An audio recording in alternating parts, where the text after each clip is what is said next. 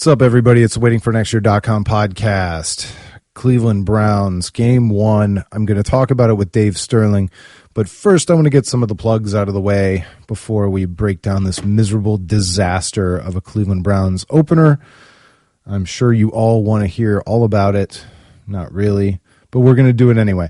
But first, listeners of the WFNY podcast can get a free trial to Audible. Go to audibletrial.com/WFNY, and you can get 30 days free, which is one audiobook download. I know I've harped on the one audiobook that I'm still listening to, but so I'm finally up to SpaceX in the Elon Musk book. I got through the Tesla section, although that story's ongoing, and I got to SpaceX. And I'm really, I can't figure out who recommended that book, but I'm enjoying it. So try out Audible, audibletrial.com/WFNY. This is also brought to you by FanDuel. We have some FanDuel tournaments going on for people who don't like the long, drawn-out fantasy season. You can do 1 week at a time, 1 day fantasy tournaments, which is kind of fun. You find a smaller tournament with 10 or 12 people, and you don't have to compete with 100,000 people putting in their entries because it seems like that's more like playing the lottery. But if you get in with a group and you're smarter than the rest of your friends, you can take all their money. Waiting for next year, we'll have some tournaments set up over the course of the season, and you can sign up for FanDuel using our special little sign up. It's tinyurl.com/FanDuel WFNY. That's tinyurl.com/FanDuel WFNY. Do us a favor, sign up there, and then look for our tournaments. We'll be linking them at WFNY Articles, which I run, and WFNY Craig, which I run. And now, the moment that none of you have been waiting for, I'm going to get a hold of Mr. Dave Sterling, and we will break down the shit show, which was the Cleveland Browns opener loss to the Jets 31-10. I have a million things to say. I'm angry. I don't even know if I'm going to give Dave a chance to talk. I'm just going to scream. But hang on one second. We'll be right back. It's the Waiting for nextyear.com podcast. Waiting for next year.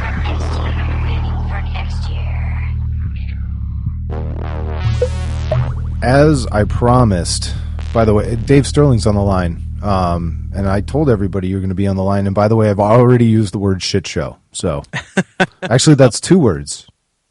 Is there a hyphen? I don't know. I think we should. I'd rather discuss the semantics of the term shit show than discuss the actual shit show. Yeah, there's so much going on here. There's so very much going on here. We'll never know exactly how the Browns ended up playing as badly as they did today, but anybody who says that all the things that went on between Terrence West and Terrell Pryor and whatever the offensive line coach's name is, Andy Moeller, that those weren't distractions, just shut up. Yeah. How about that?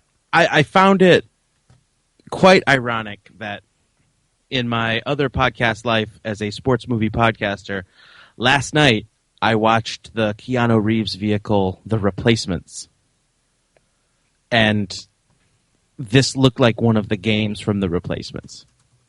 That nobody really on the field looked like they belonged in the NFL, and the other team did, and it just didn't, it didn't seem like the two teams were in the same league.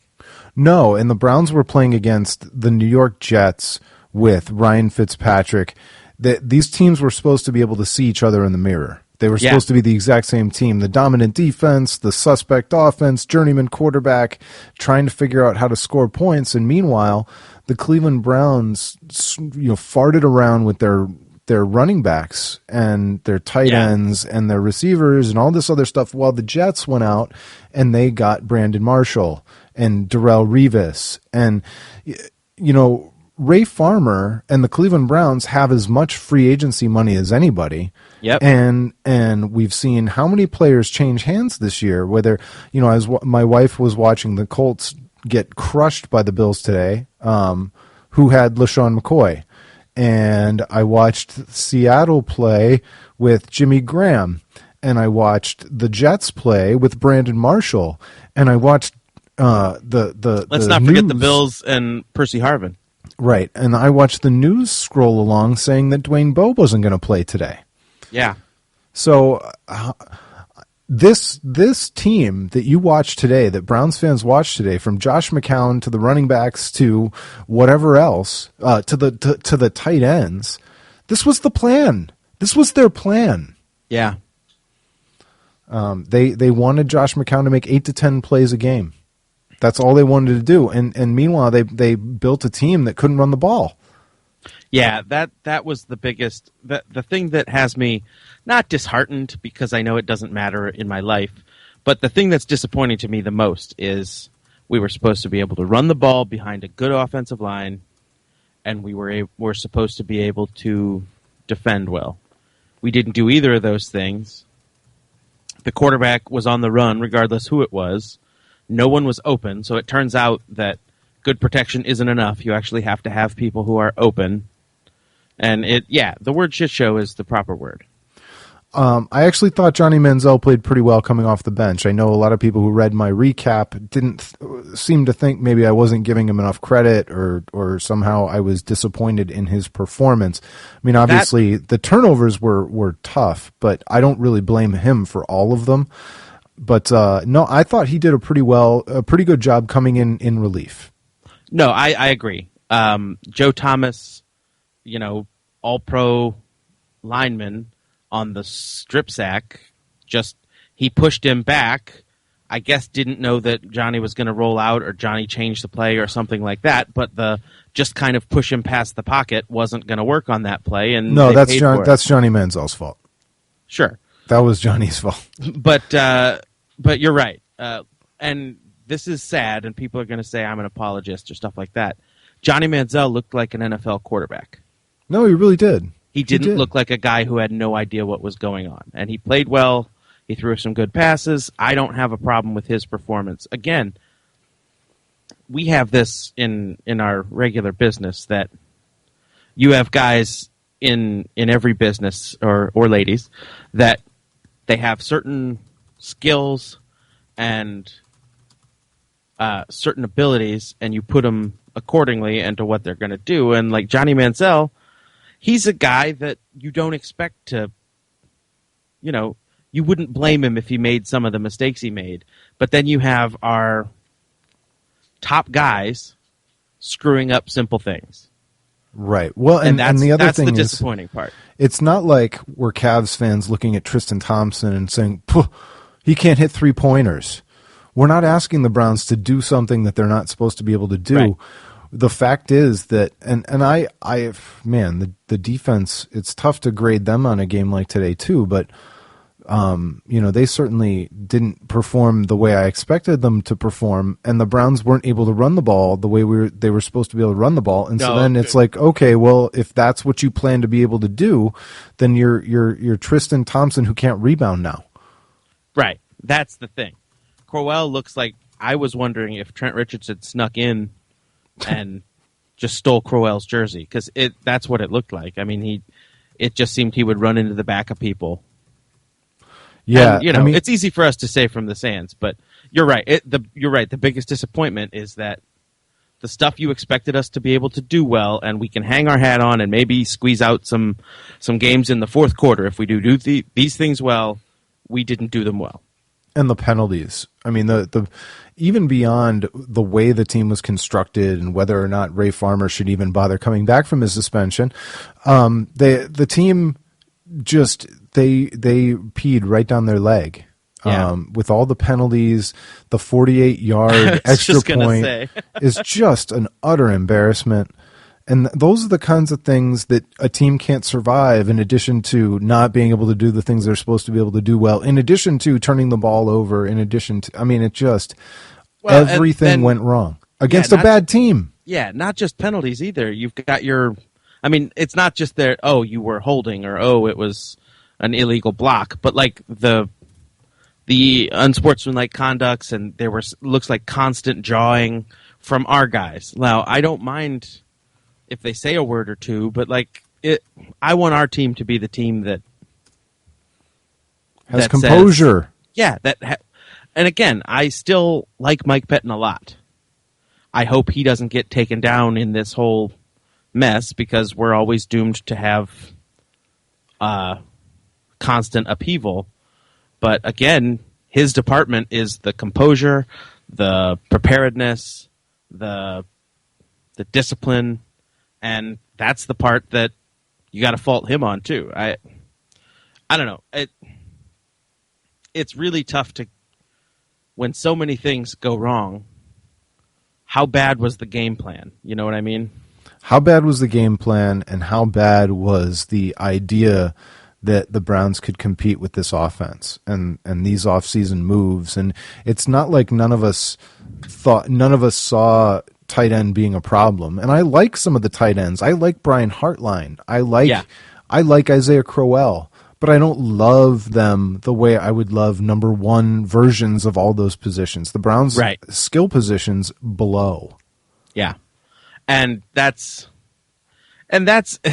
is, and I'm not even a huge Buckeye fan, but maybe this is the homer in me, but at least Pryor was a question mark.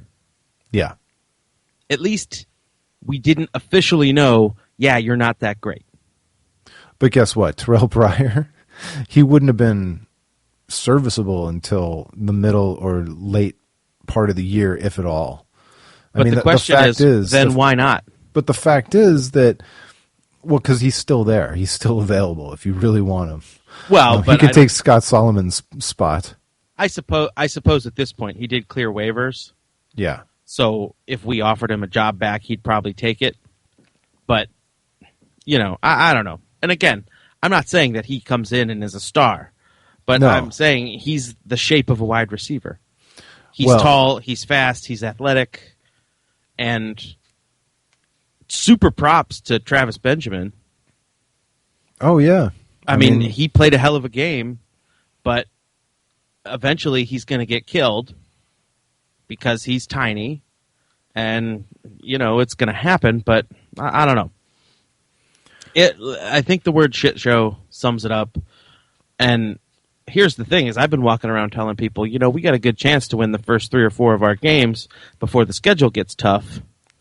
But if they played like this against the Jets and got blown out by the Jets, and then you look, turns out Marcus Mariota, he was playing Tampa Bay, but... Yeah, let's slow down a second. It was Tampa. But who are we? Better than Tampa. Tampa's awful. I would have said the same thing about New York.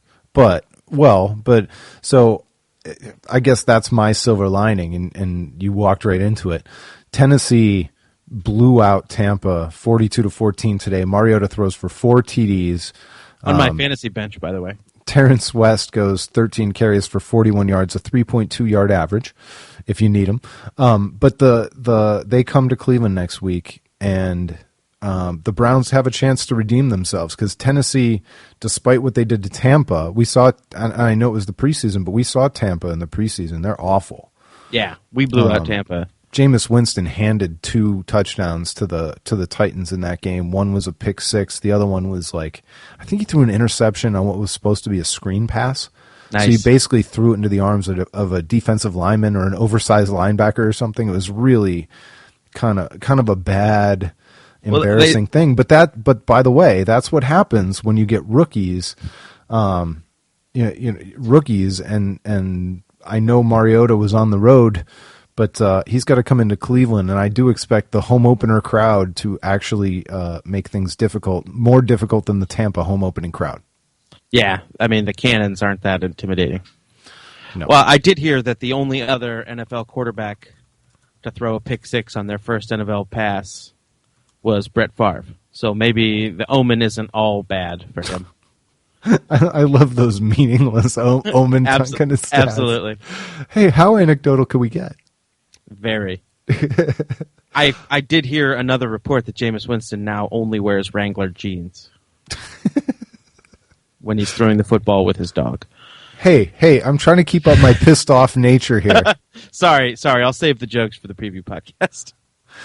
Well, and speaking of which, I do need to give you a compliment in public in front of everybody. The Browns Friday Fumble was really good this week. I enjoyed it. It was very funny. It made me laugh.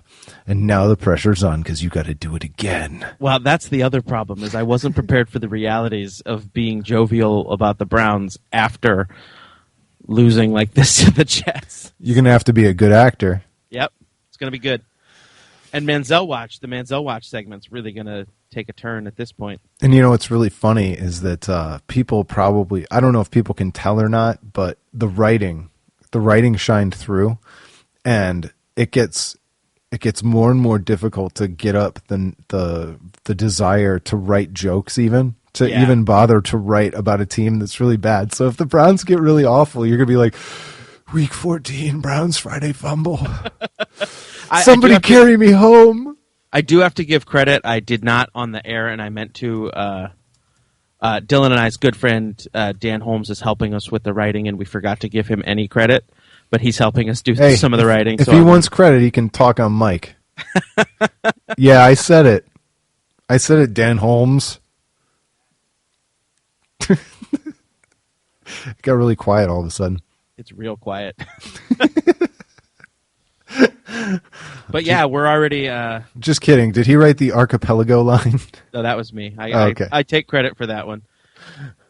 Dan somewhere like kicking things. No, I wrote it. No, it was mine. He was very instrumental in the whole thing, though. I appreciate his work. And we're back to it. Already researching the Titans. I think, I'm not going to preview too much, but we got good things going for the Titans. All right. Well, I pre-recorded the open. I pre-recorded the close, and so now I'm going to say goodbye to Dave Sterling, and that's it. We got a close coming up. So say bye, Dave. Bye. It's another week until we got to watch another one of these. Waiting for next year. And there you have it. Did you enjoy the podcast at least? I know you did not enjoy your Sunday of football. Maybe you enjoyed some food or something. I made some chili. It was the first time I made chili this season. It's very fall kind of food. At least even when the Browns suck, at least the food's still good, right? Anyway, this podcast with Dave Sterling talking about the Cleveland Browns is brought to you by Audible. Listeners of the WFNY podcast can get a 30-day free trial. That's one free audiobook download. Go to audibletrial.com/WFNY, audibletrial.com/WFNY. And I've told you already a number of times how much I like this service and how much my wife and I use it. So do it. You'll enjoy the audiobooks. It'll take your mind off the Browns. You'll feel better. And also, if you want to take your mind off the Browns, you can play fantasy football because the Cleveland Browns are never going to be a fantasy team, so you might as well build your own. Every week, FanDuel, and you can get to you can sign up for FanDuel using Waiting for Next Year's special sign up at tinyurl.com/FanDuelWFNY. That's tinyurl.com/FanDuel WFNY. So anyway, thanks so much for listening, guys. We'll have some guests coming up this week. Hopefully some surprise guests. I keep teasing it. I every now and then I get a week like I had when I had Chad Zumock and Scott Rabb and Lou Holtz. Lou Holtz. Who saw that coming? So I try not to jinx these things, and I do my best to get them scheduled. It's a little bit difficult sometimes, but we'll do our best. We'll do our best to keep the guests coming. I know sometimes it's okay when I'm just doing them by myself, but I know how much you guys like guests. So I will keep working on it. Thanks for listening. We'll talk to you next time. It's been the waitingfornextyear.com podcast.